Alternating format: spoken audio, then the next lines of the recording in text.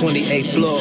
Yeah, 8 thoughts. Yeah, all 8 yours. Yeah, cake for dessert, but I ate yours. I'm gonna take you to New York, Chicago, LA, Houston, down all over London, Paris, the A, the Bay, everywhere, fly all over. Your last boy couldn't get what you asked for. Your last boy didn't even have. I'm gonna take you downtown, show you all the finer things in life. I wanna take you downtown, show you all the finer things in life. I wanna take you down, I wanna take you down, I wanna take you down, I wanna take you down, I'm gonna take you down, downtown, show you all the finer things in life. I wanna take you down, downtown, show you all the finer things in life.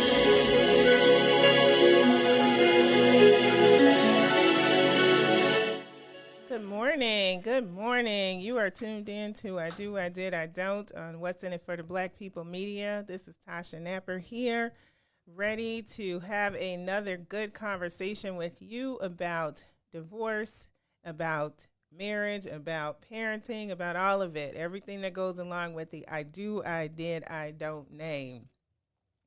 So welcome. I'm glad to have you here. We've had some really great conversations over the past 4 or 5 weeks now when we've talked to several guests. Today you just have me, no guests. We're going to talk, and I really want to talk about the children. I want to talk about the kids because as we, first of all, let me pause and say, if you're tuned in, I want you to make sure that you like the broadcast. I want to make sure that you share it, both the page for I Do, I Did, I Don't, and for What's in It for the Black People Media. Make sure that you are following because then you'll get notifications when shows like this one show up. So let's talk about the kids. Let's talk about what happens in divorce with kids. I think we have all seen these very interesting, really very bleak statistics related to children and divorce.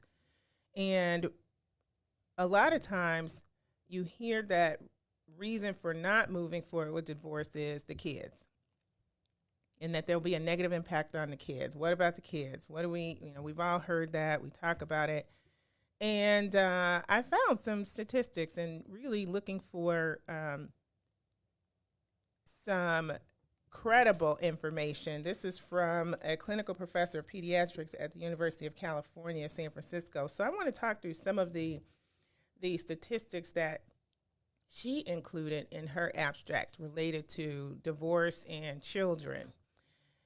And what's interesting here is I think we all have heard all the negative statistics, right? And so let me just go through a few of them because I want to get your take on this today. I want to have a conversation today about this. Essentially, this basically says children of divorce have a lot of negative consequences that are associated with it. And so you hear things like, even though there are a lot of differences in the marriage relationships, right there, let's just acknowledge that there are a lot of differences in how children are living and moving in these marriages that are dysfunctional or not working out as well that lead to divorce. But despite all of these differences, this research says divorce has been shown to diminish a child's future competence in all areas of life, including family relationships, education, emotional well-being, and future earning power. And so when I hear that, what about the kids, comes up, and it makes a lot of sense that we would think about it that way, right? And is this the right decision for the kids, even though I may not have a great time in this relationship? It may not be serving me well, but is it going to impact my children more negatively than it's impacting me currently? And so there's some weight given to that, right? And what do you do moving forward, given that most research says there's a ton of negative consequences that the children will experience as the result of a divorce? And so, I want to go through some of what these things are saying, what I've read here in terms of these negative consequences. So, one of the things says, basically these negative outcomes can persist into adulthood. And though the difference between kind of intact and non-intact families is a small one, the children are going to be adversely affected for a long term. And so you hear things like the child may lose time with each parent. Well, obviously that's going to happen if it's a divorce situation, but that can have a negative impact on them, right? The parents have to adjust to their own losses as a divorced parent, but the children are also losing time with that parent. Now, some might argue that they have as much time with that parent to start with, wasn't really that, because in some cases they actually gain more time, right? What else here? There is the child may lose economic security. So a really big one. And we know that before, most women really considered this because they just did not have the same earning power as their spouses. So a lot of times their decision to leave or stay was related to the economic situation that they would experience. And so a lot of mothers will experience, probably the loss of 20 to 25, 50% these days, since we have more working parents in both situations. But, before, with our prior generations, they may lose 100% of earning power because maybe they were a stay-at-home parent, and that weighs a lot on whether they decide to move forward with a divorce. And so if they're suffering because they don't have the earning power, then obviously the children are going to suffer. And, that when we think about what was the median income of women, single mother households after divorce, it's usually about half of what it was before, which is a pretty bleak picture, especially if you think about you already were just getting by. You weren't living in the lap of luxury. So that's something to really consider, right? The child's loss of economic security.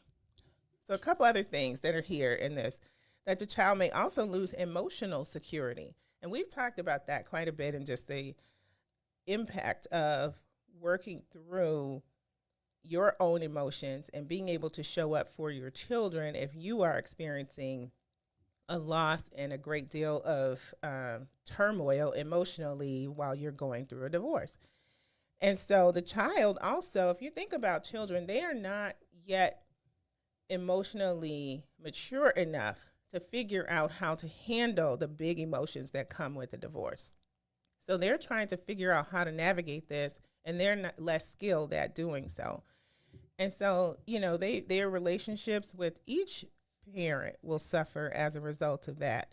And their relationships with others outside of those relationships will also have an impact, a negative impact, because now they may not be spending the same amount of time with family on both sides, both maternal and paternal parts of the family.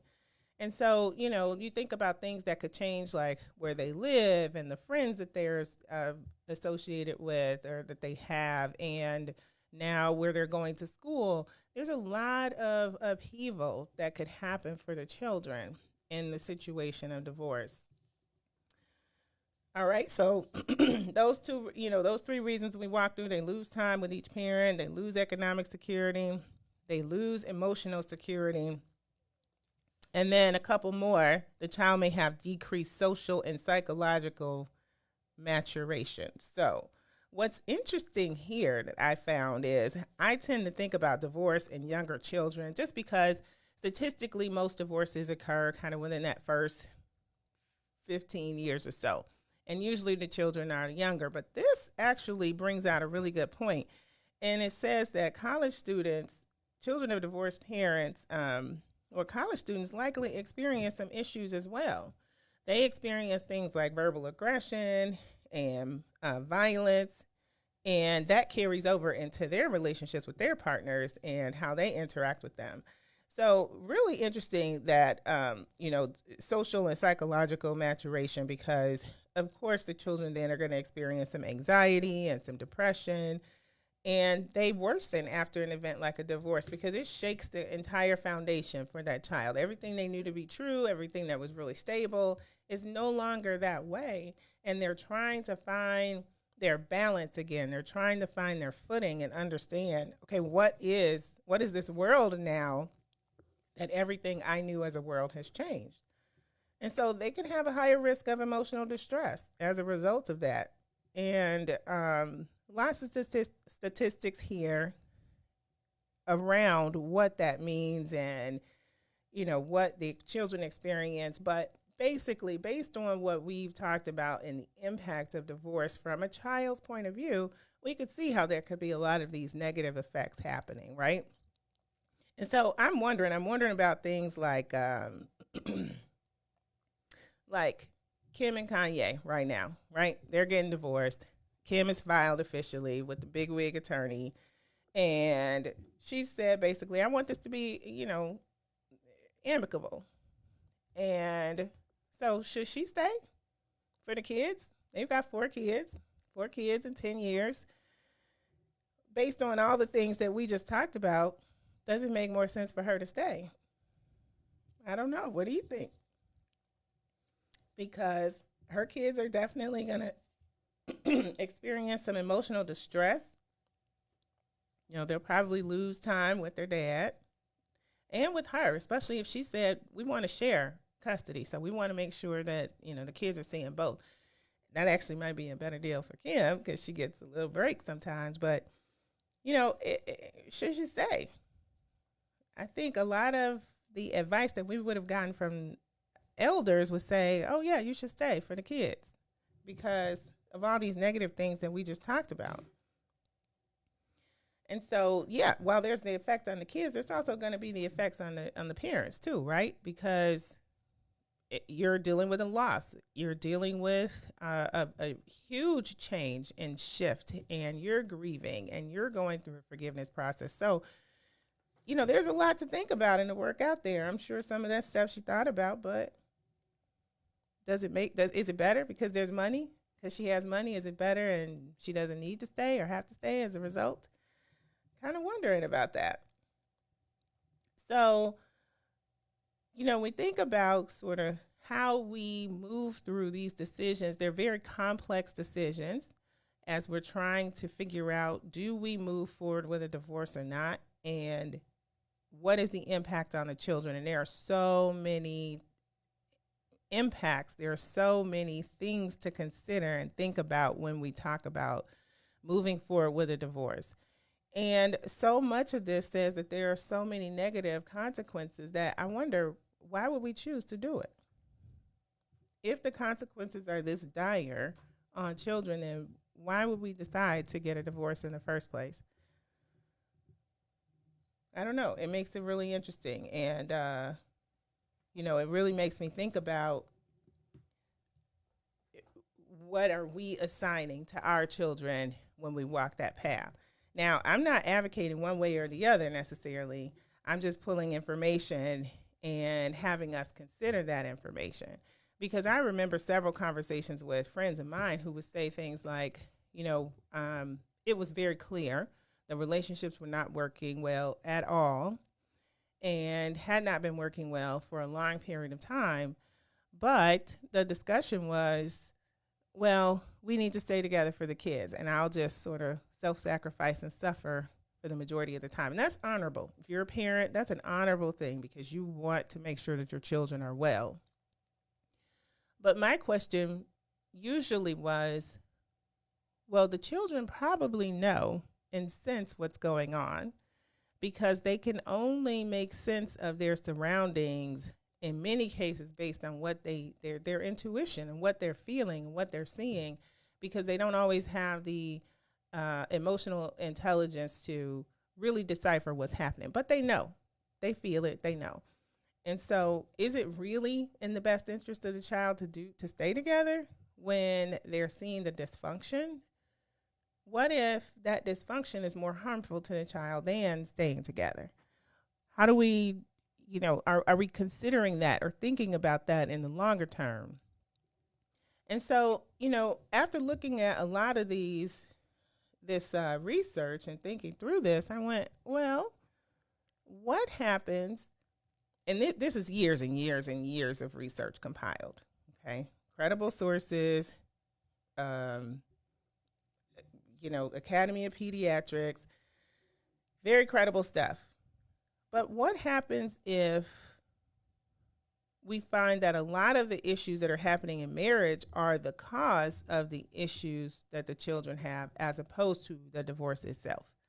So while they're correlated, they're not necessarily the cause of, meaning divorce and some of these issues with children can be happening at the same time and correlated, but does it mean that the divorce is the cause of all the emotional distress? Yes, the divorce may be the cause of some of the financial issues because you don't have the same earning power, but everything that we just walked through here, things like the child losing some of their academic stimulation, the child having less interaction with friends or emotional security or decreased social and psychological maturation. I'm just kind of wondering what happens, and they're having this emotional distress. Is the divorce the cause of that, or could it have been the things that happened in the marriage that are requiring that? Or I'm sorry, not requiring that are creating that situation?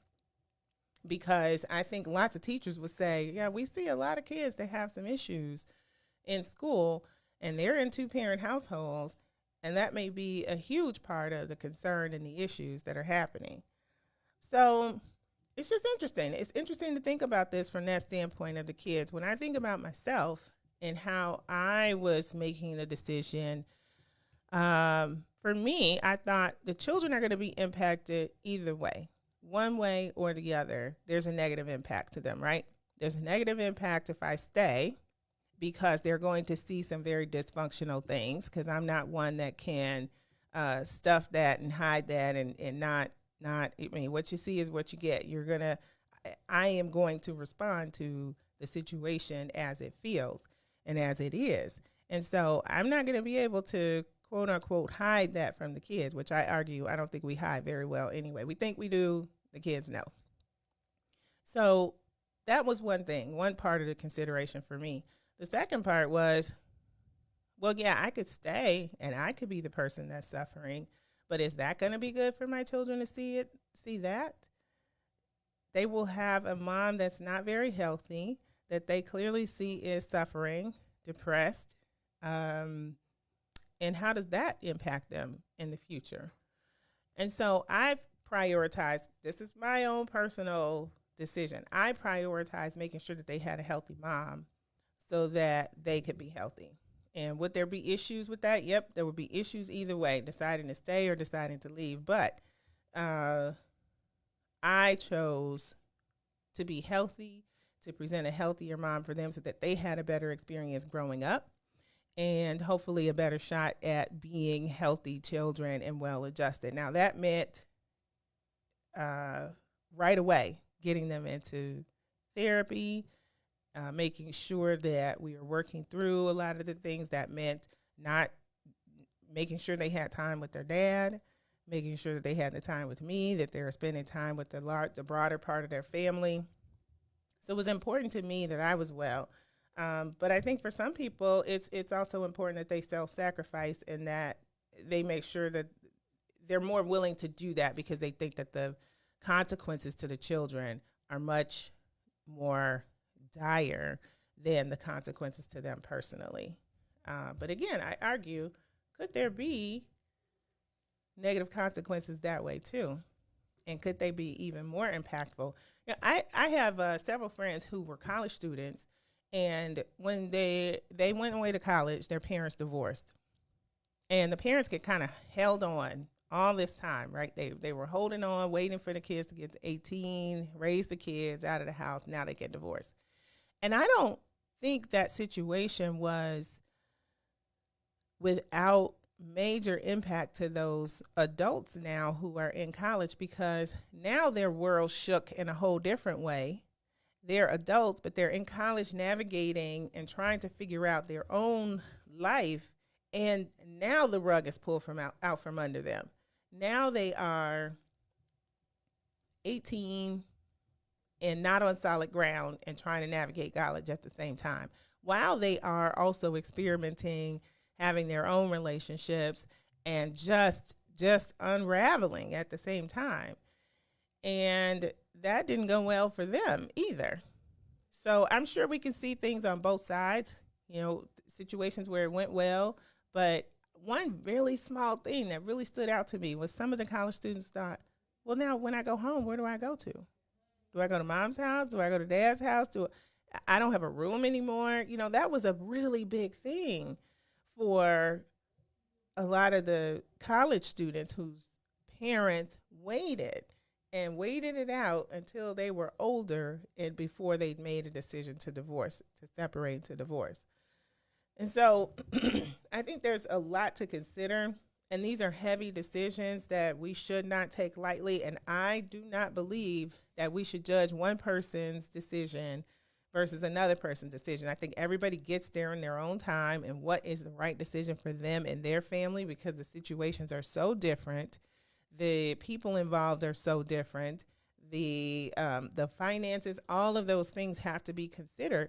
But you can't judge your decision, your choice, and sort of project that to someone else and say this is what they should do, because every marriage is not the same and every divorce is not going to be the same either. Every child is not the same.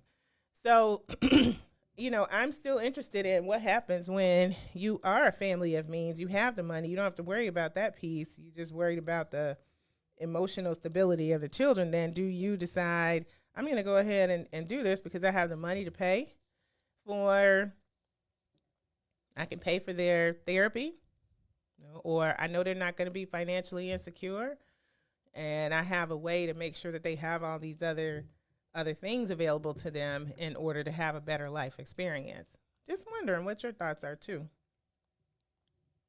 So let's see here. What was the other? There was something else that I had on this list that talked about, a big one to me, which was the child may change his or her outlook on sexual behavior. What does that mean? So it means that there's an increased approval by children of divorced parents of things like premarital sex, cohabitation, and divorce. There tends to be an earlier sexual debut. Girls whose fathers left the home before they were 5 years old were 8 times more likely to become pregnant as adolescents than girls from intact families. Boys, on the other hand, similarly, do have earlier sexual debut and higher rates of sexual STDs, basically, when they have experienced divorce in their family. So it's interesting to me that these impacts are so widespread. And another one, the children of divorced parents are less likely to view marriage as permanent and less likely to view it as a lifelong commitment. So they're more willing to they have sexual experiences earlier. They're more willing to cohabitate. They are generally, their parents also, because they've experienced this, tend to be more accepting of some of those things as well. And so, I heard last week, Mikal Harris, who's a licensed clinical professional counselor, he made a statement, and we didn't dive into this a whole lot, but he said, my mom raised me to really date around. And he said this will sound interesting, but she didn't raise him in a way that was like, find one person, attached to that one person. It was, have a lot of experiences in order to figure out where you land and what's the right decision for you in terms of committing to someone. And it sounds like in some way that's what this article is saying, that sometimes there's this more willingness to have their kids give them more permission to be open to experiences so that they don't make bad decisions. And it makes sense. It makes a lot of sense to me. And And what Mikhail's mom told him basically, or sort of guided him, was make sure that you are really experiencing life. Have fun. Go out, find, date, find until you find what you like, what you want, what you don't want. Have those experiences. It's kind of like going to college and not declaring your major yet while you experience some things and figure out what you want to do. And so I could see that happening here, or at least the connection here between that statement that was made, which I don't think it was a bad statement at all. He did say, it will sound kind of weird, but I don't think that was a bad statement. I think a lot of us wish that we had taken more time to explore and experiment and date before we made a permanent choice in a spouse. So you are watching I Do, I Did, I Don't on What's in It for the Black People Media. We are going to take a break and come back and continue this conversation about children and divorce. Do you stay? Do you go? What about the kids? Generally is the question that comes up. So I'll see you on the other side of the break. WIFTBPM.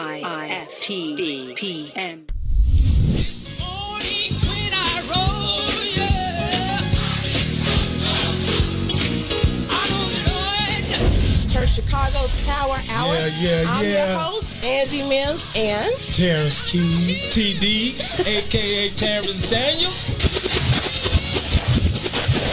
I wish I had one witness in the house. You got one. You got a couple of them. Got two T's.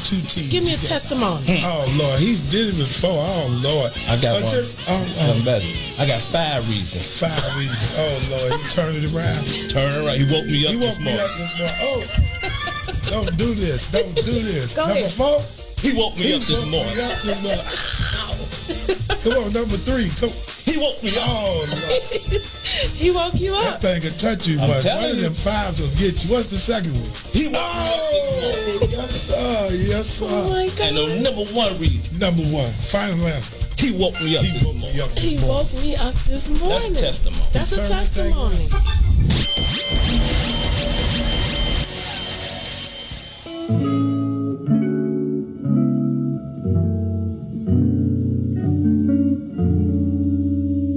Loving you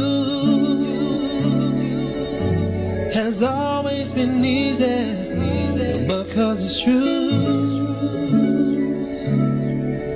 Yeah. I wouldn't have believed if someone would have told me you would come along to reveal my soul. Cause I was done with love, my heart had grown cold. You had good energy, exactly what I needed. You walked in my life and placed the joy where was needed. Now mirage what I feel for you. Put that on God, girl, I'm loving you. Said it's easy. It's easy to love. Easy to love. Said it's easy. It's easy to love. Loving you has always been easy cause you're beautiful. Loving you has always been wonderful. More than you'll ever know. We got good chemistry, go together like love says. Passion and care we show one another. Tops all the rest. All right, welcome back to I Do, I Did, I Don't on What's in It for the Black People Media. This is Tasha here, and we are talking about the kids. What about the kids? So I want you to take a moment to like, to share, and to comment even. We're talking about the kids and want to understand, what happens to the children in divorce. What should we expect? We hear all these negative consequences that can be a result. On the first half, I was talking to you about a lot of the research that says basically, after a decade of review of research, that there are many, many negative consequences to children of divorce. What I didn't hear was a lot of things that were positive. And so, I heard things like the children may lose time with each parent. They may lose financial stability because earning power of one parent is not the same as two parents. They may lose cognitive and academic stimulation. They might be less physically healthy. They could have a higher risk of emotional distress and a higher risk of emotional security. They may lose emotional security and decrease social and psychological maturation. So all of those are pretty darn bleak reasons or outcomes for children. And they make us think, well, then do we divorce? If it's going to be this bad for the kids, does it make sense to move forward in divorce? So with all of that said, I started to wonder, well, are these really the thing? Because they may be correlated. These two things are happening at the same time about the kids having a negative experience as a result of divorce. But could it be that those negative experiences and outcomes for children were happening prior to in a dysfunctional marriage situation that then just become more obvious in divorce? And so I found some additional research that says that a lot more recent studies actually say that the impact of divorce on children have found that many of the psychological symptoms seen in children of divorce can be accounted for in the years before divorce. So this past decade or so, there have been a lot more studies and a large increase in the number of studies about the complex variables related to the things that we're looking at in children related to divorce and the negative impact, right? So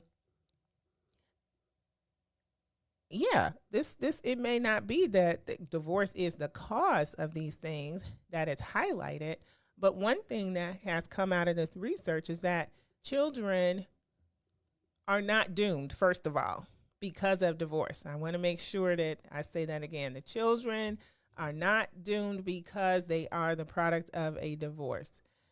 What we do see, however, is that children who are from a divorced household tend to have more access to things like therapy because there is this realization that they will need that in order to cope with such a big change in life. And I kind of wonder if children having this experience of divorce, who then have to learn how to cope through life with something that happens like this, are they better prepared? Are they better prepared for it than someone who may not experience it later? I don't know.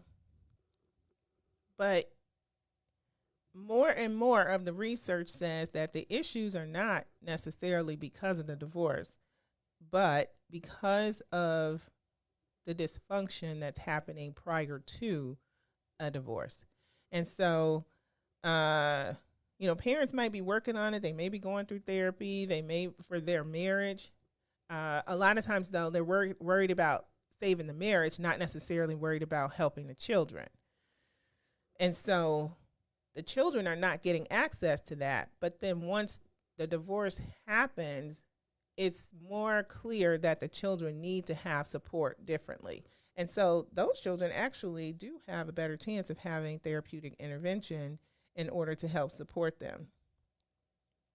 And this new research is actually showing that it's documenting the negative effects of troubled marriages on children. So not just divorce, but what is happening before you get to a divorce, because kids can see a lot of things, right? My parents' relationship was very toxic. It was not good at all. And when they separated, I remember waking up one morning. It was my birthday. I had turned 5 years old. And I remember thinking, I'm 5 today, and they're not together, and this is a really good thing. Because I was well aware of how difficult, just how toxic the household was, how they did not need to be together. That was very clear to me as a 5-year-old. And so imagine what children experience prior to getting to the decision to divorce, because they're seeing all this dysfunction, all this negative, whether it could be that you're arguing, it could be that, somebody's there, not there, whatever it is, in many cases, even fighting, not healthy for the children. And the cause of then their emotional distress is not the divorce, but everything that was happening before in the marriage. And so I asked the question earlier about whether it's better for the children to have, in my case, I'd rather my children have a healthy mom and not see some of the negative things that are going to happen if I choose to stay and this relationship doesn't work, because it's I can't hide how I feel. So is that a better situation? And I see, some folks saying, yeah, it was a better situation. I felt better when the parents split because, as children, again, the children know that things aren't right. They may not be able to voice it. They may not be able to articulate well what the problem is. But prior to having all of the emotional intelligence, all of the words to really explain what they're seeing, what they're thinking, what they're feeling, they internalize that, and they have to move by intuition to try to figure out what's happening here. And this feels like this is not the right move or that. So I think a lot of times we're kidding ourselves when we think that the kids don't know and that we're hiding it well, because we're not. We're not. And I bet a lot of you how many of you talked to your kids afterwards and they were like, well, I kind of thought this might happen, or, yeah, that's probably a good thing. Or I'm glad that you made that decision. Or had some experiences that they may not have even shared with you about how they were experiencing the marriage or even one of the parents. And so, we want to, I think, so is what about the kids our excuse? Is that our reason to stay because we're not prepared yet or ready yet to make the difficult decision? In some cases, maybe so. I think it might be in many cases. But I do think that there are cases that it might make sense to stay because the impact to the child is so great. You may understand, if you've got a kid that's already having serious issues and that in a divorce thrown into that mix is just going to unravel that child, yeah, it might make sense to stay. And in other cases, if, your child is pretty well adjusted and you think doing well, and you think that children are resilient. They can get over it. They can, I won't say get over it. They can move through it and they can get to a better place. But if you know that your child is one that's just super, super not going to have a good time because there are real serious issues, and I'm talking diagnosed issues, not I'm going to tell myself that my child is going to have a hard time so that I don't have to make this decision. Because I think we do that a lot of times. And it becomes, well, what about the kids? Because we've heard all this negative stuff. But many of you probably grew up in households where the relationship wasn't good. And that impacted you negatively as you thought about your picture of what a healthy marriage is. As you're trying to create now that healthy marriage in your family, but you saw your dad not come home, and now you think that's okay in your relationship, or you saw your mom flirting with other people, let's say, whatever that is, you saw that as somewhat normal. Well, it's not. And so now your picture of what a healthy marriage should look like is skewed also because you're thinking, this is okay. This is what happened in my parents' household, and they stayed together. So why is she tripping? Because I didn't come back home, or why is he tripping? Because I made eyes at another dude, or it's just, it gets to be real interesting to me when we think about what those right decisions are. And I don't think that, like I said, I don't think you can judge one versus the other. But I do think that children of divorce are not doomed. They will have a major life crisis that they will have to work through. But I don't think that's exclusive to children of divorce. Other children will have those experiences as well. if you were in a household that's really dysfunctional, and let's say there's domestic abuse occurring, you're going to have a severe emotional crisis as well as a child and need to work through that. Whether your parents stay together or divorce, either way, you're going to have that issue as a child, and you're going to need the support to work through it. So all of these reports that talk about divorce diminishing a child's future competence in all areas of life, basically, I'm going to say I think it's hogwash. Does some things happen? Yes. Does it happen also for children who are in families that are dysfunctional? Absolutely. And so much of the new research says that for parents who are divorcing, that the divorce itself is not the cause, but the issues in the marriage tend to be the causes of some of the children's issues. So, what do y'all think? What do y'all think? I asked the question, like, we talking about right now in the news, Kim and Kanye. Should Kim stay? Because they got 4 kids. And all these negative things are going to impact their kids too, aren't they? So what's the right decision? It's a tough one, right? It's tough. It's tough to know.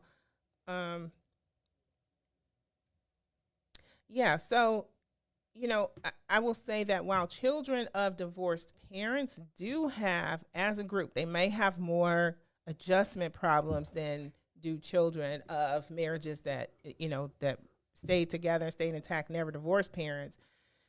The view that divorce per se is the major cause of these symptoms has to be reconsidered.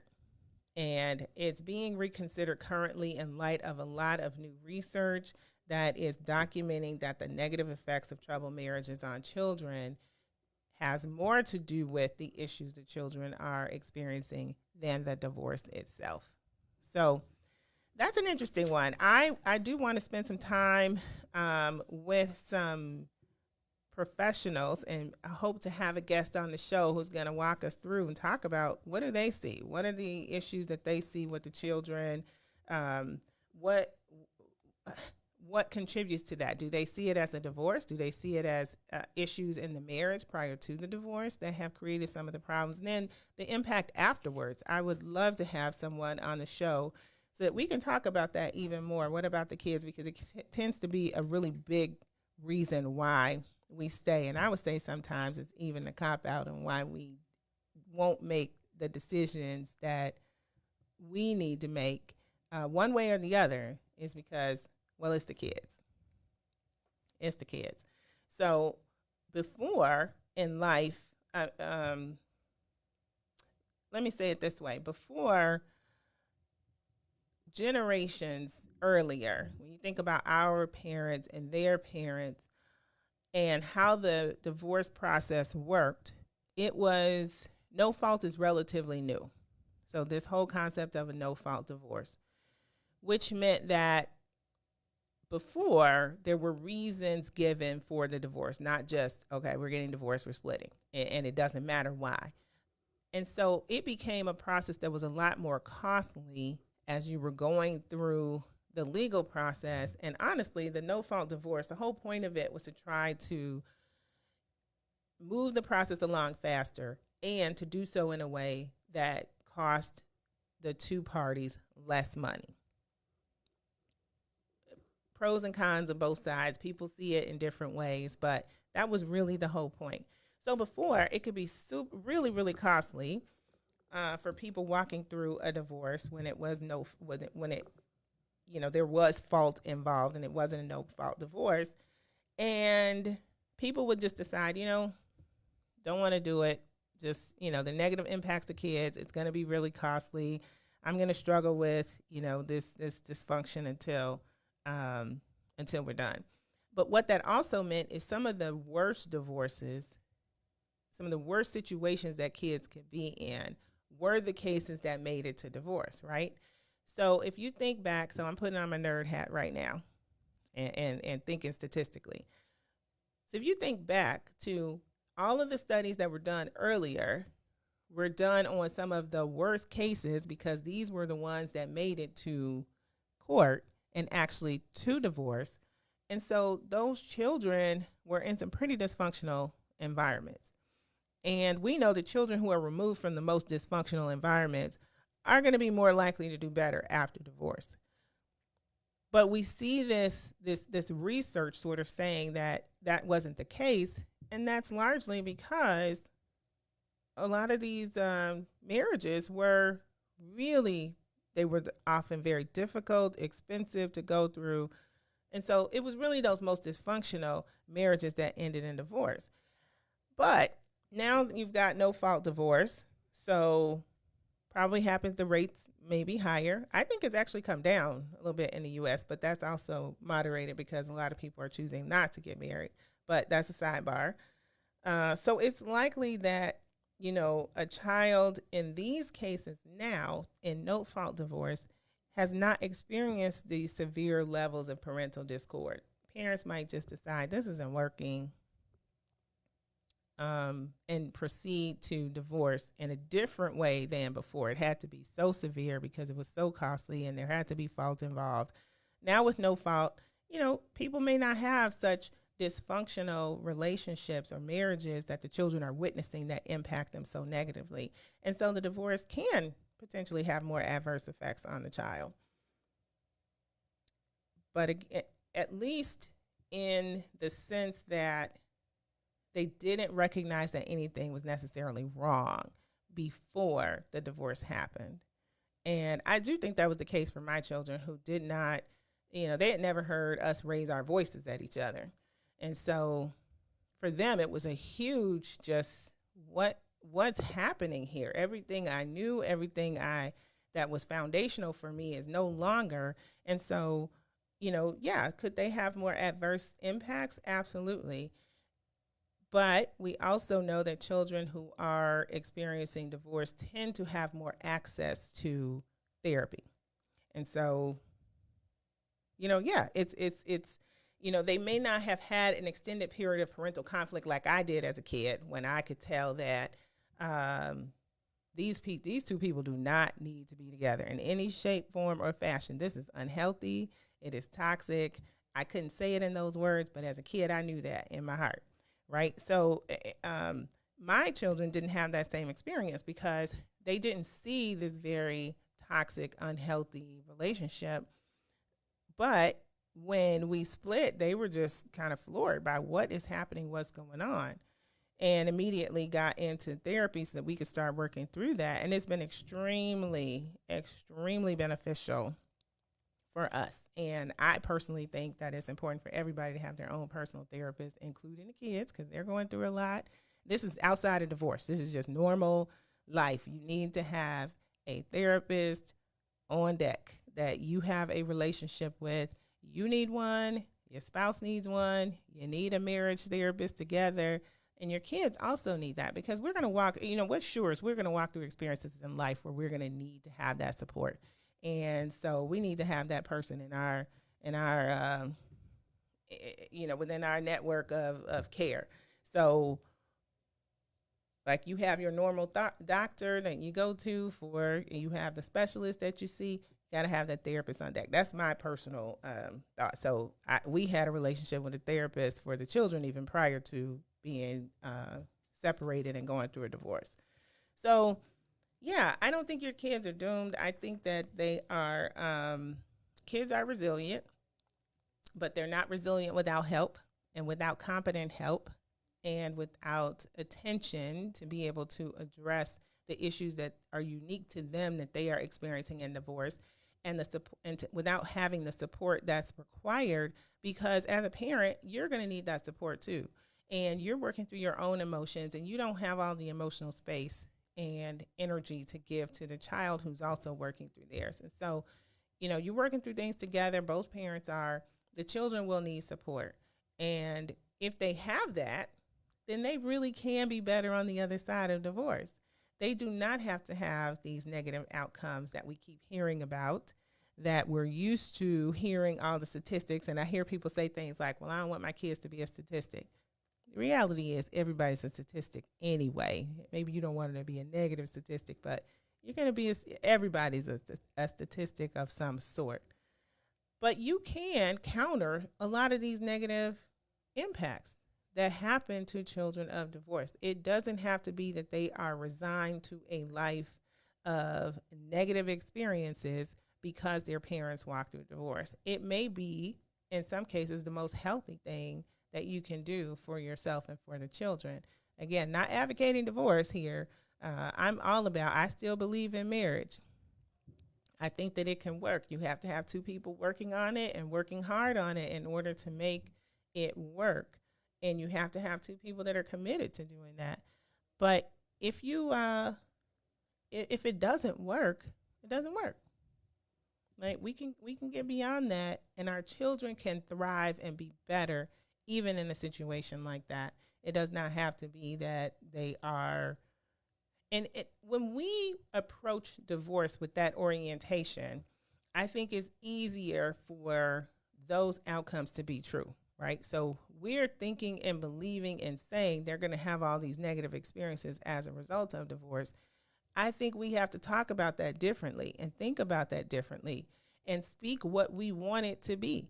If we want our children to be healthy and well adjusted and emotionally stable and able to set good boundaries because they have seen those things, we got to say that. We have to say that because what we believe in our heart is going to come out of our mouths and it's going to come out in our actions. And so we have to take the responsibility to make sure that we are speaking life into them and not death into them because we think that they're not going to do as well in school. They're not going to have good relationships. A lot of us are products of divorce.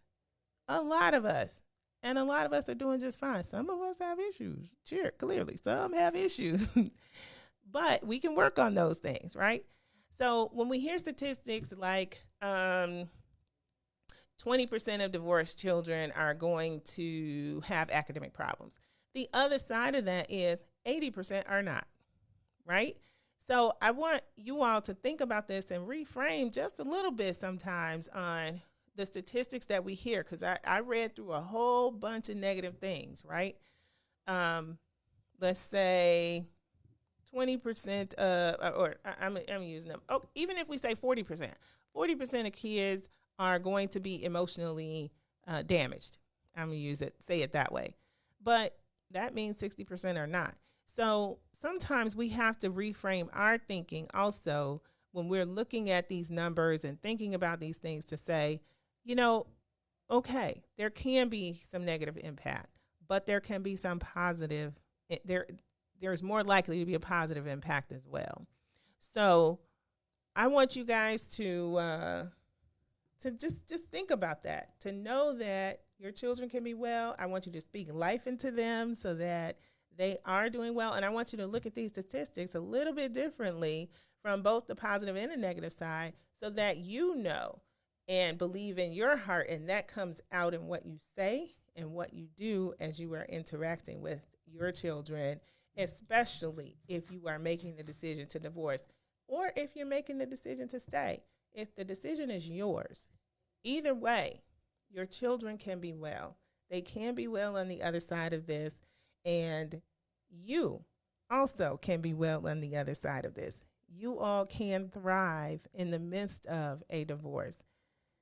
And I want you to do that. And so at some point, hopefully in the month of March, I will have someone on and we're going to talk to a therapist about children and their experience of divorce. We will talk through the tools that are available to help the children to walk through that. And honestly, what the parents need, because it may be that the kids are okay, but it's the parents that are creating the issues because of their disagreements and things like that. So I'm looking forward to those discussions and having you better equipped to walk through and manage through whatever your situation is. This is all about making sure that you can thrive, that you have the tools to do well, so that you can be better emotionally, physically, spiritually, mentally and financially on the other side of a divorce. So again, it's been great to talk to you. This is Tasha on the I Do, I Did, I Don't on What's in It for the Black People Media. Again, I want to make sure that you are sharing the page, that you are also sharing What's in It for the Black People Media, so that folks are getting notifications when we're on air. And then share it. We know people that are getting divorced. Share the information with them so that they can go back and look at this a little bit later if they can't catch it live at 8 o'clock. Again, I Do, I Did, I Don't. What's in It for the Black People Media. You guys have a wonderful Sunday. It's been good to talk with you, and you can be better on the other side. Cause I was done with love, my heart had grown cold. You had good energy, exactly what I needed. You walked in my life and placed the joy where was needed. Now mirage what I feel for you. Put that on God, girl, I'm loving you. Said it's easy, it's easy to love, easy to love. Said it's easy, it's easy to love, easy to love. Oh yeah. Loving you has always been easy cause you're beautiful.